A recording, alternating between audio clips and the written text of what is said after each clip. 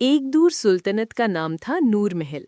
वहाँ एक बहुत ही नरम दिल, इंसाफ पसंद और रहमदिल बादशाह रहता था, बादशाह रईस। उसका दिल इतना साफ था कि प्रजा उसे बादशाह नहीं बल्कि पिता की तरह प्यार करती थी। बादशाह रईस की दो जुड़वां बेटियां थीं, राजकुमारी अलीना और राजकुमारी अमारा। दोनों की शक्ल बिल्कुल एक जैसी थी, गोल चेहरा, चमकती आंखें, मासूम मुस्कुराहट। उन्हें देखकर कोई भी पहचान नहीं पाता था कि कौन अलीना है और कौन अमारा। केवल एक फर्क था, अलीना के भूरे चमकदार रेशमी बाल थे और अमारा के गहरे काले मुलायम बाल। दोनों एक दूसरे की सबसे अच्छी दोस्त थीं। वे महल के बाग में खिलते फूलों के बीच खेलती, तितलियां पकड़ती और उनकी हंसी से पूरा महल जगमगा उठता था।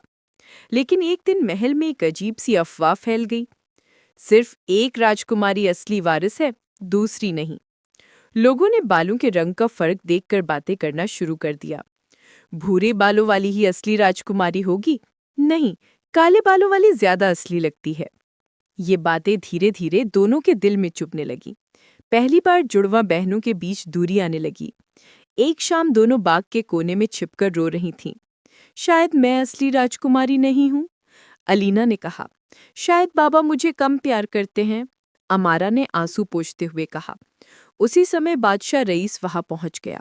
उसने दोनों को गले लगाकर कहा, पगली बच्चियों, राजकुमारी वो नहीं होती जिसके बाल किस रंग के हों। राजकुमारी वो होती है जिसका दिल साफ हो, जो प्यार बांटे। तुम दोनों मेरी आंखों का नूर हो।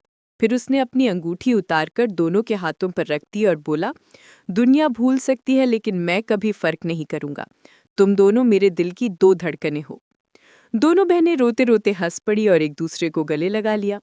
उस दिन के बाद लोगों ने भी सीख लिया कि खूबसूरती और असलियत पर रंग और शक्ल का कोई हुक्म नहीं चलता, दिल और नीयत सबसे कीमती होती है।